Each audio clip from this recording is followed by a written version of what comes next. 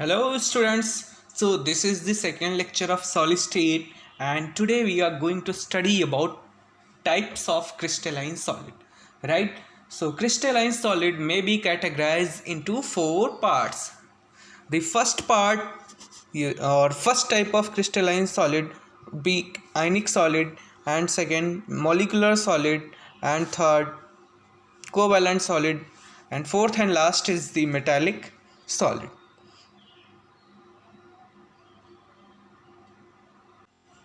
So let's start with the first type of crystalline solid, that is ionic solid. Okay.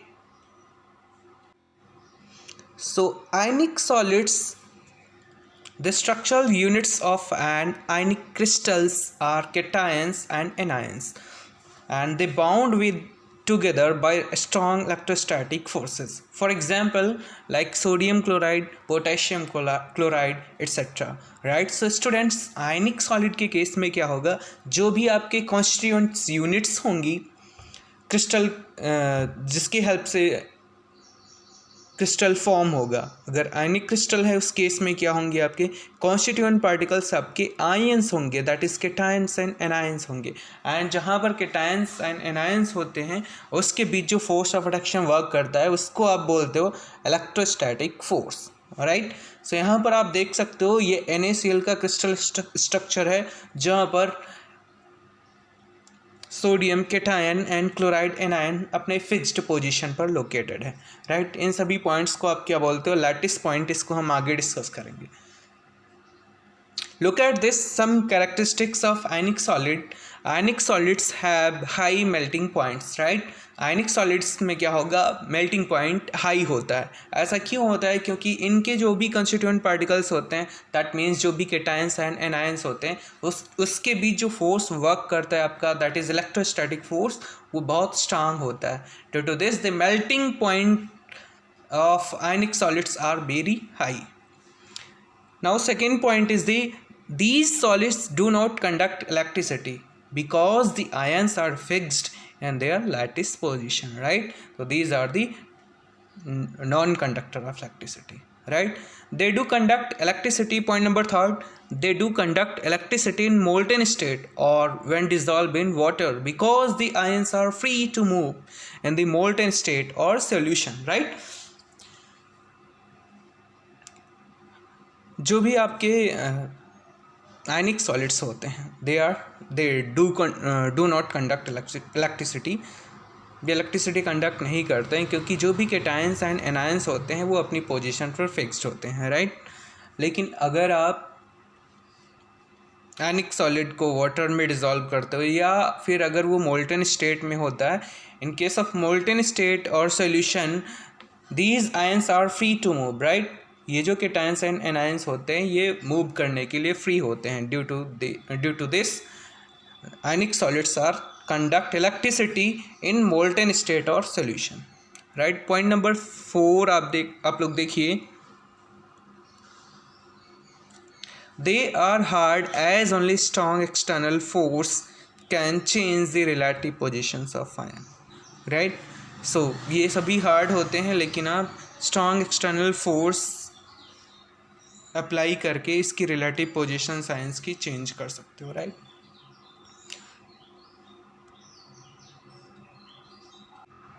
सो आगे देखिए आप, जो second type का आपका क्रिस्टलाइन सॉलिड है that is molecular solid.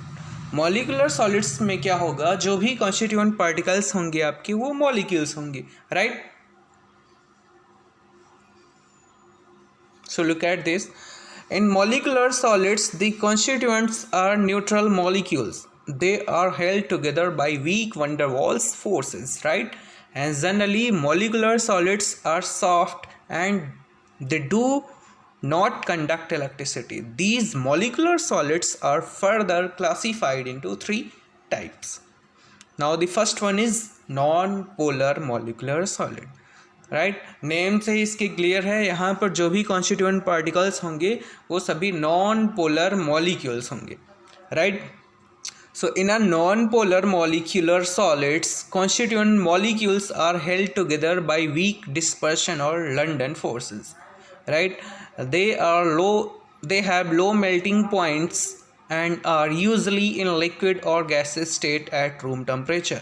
For example आप naphthalene और एंथ्रासीन की बात करो, यहाँ पर क्या होता है, नेफ्थलीन और एंथ्रासीन की केस में आप लोग देखोगे जो इलेक्ट्रॉन्स का क्लाउड है वो सिमेट्रिकल होता है, राइट.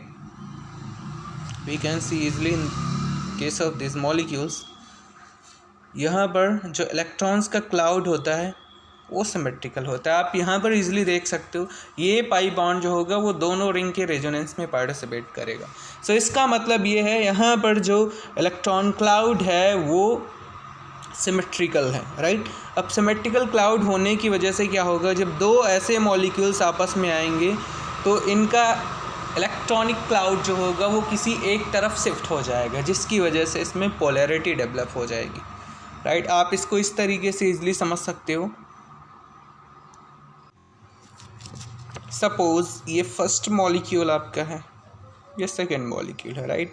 अब यहाँ पर क्या होगा, इलेक्ट्रॉन क्लाउड तो सिमेट्रिकल है, इलेक्ट्रॉन क्लाउड का डिस्ट्रीब्यूशन सिमेट्रिकल है, राइट. तो यहाँ पर क्या होगा, जो इलेक्ट्रॉनिक क्लाउड होगा वो किसी एक तरफ सपोज शिफ्ट हो गया, सपोज इधर शिफ्ट हो गया, तो इसकी वजह से यहाँ पर क्या हो जाएगा, नेगेटिव चार्ज, यहाँ पर हो जाएगा पॉजिटिव चार्ज. तो दूसरे मॉलिक्यूल में क्या होगा, ये नेगेटिव हो जाएगा और दूसरा ये पॉजिटिव हो जाएगा और ये दोनों आपस में ऐड हो जाएंगे, राइट. सो इस तरीके से नॉन पोलर मॉलिकुलर सॉलिड्स का फॉर्मेशन होता है. ये जो फोर्सेस यहाँ पर वर्क कर रहे हैं इसको आप बोलते हो डिस्पर्शन फोर्स और लंडन फोर्स.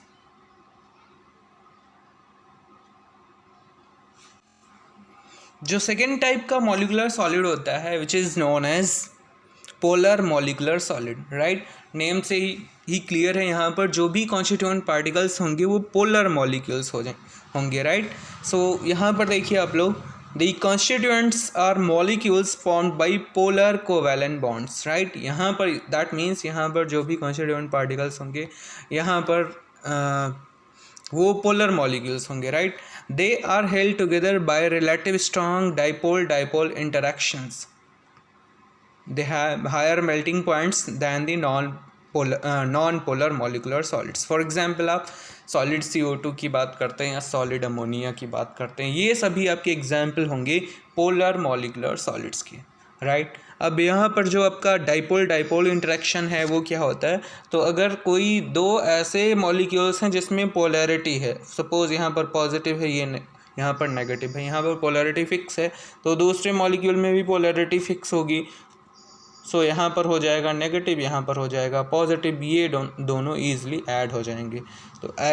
तो पोलर मॉलिक्यूल के केस में जो फोर्स ऑफ अट्रैक्शन होगा उसको क्या बोलोगे आप, डाइपोल इंटरैक्शन, राइट.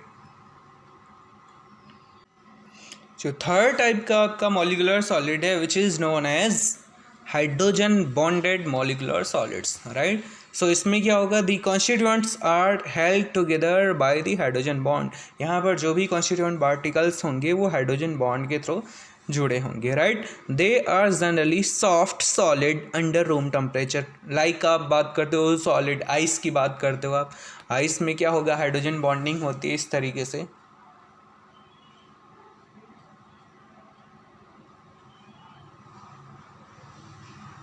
इस तरीके से इसके मॉलिक्यूल्स जुड़े होते हैं, राइट.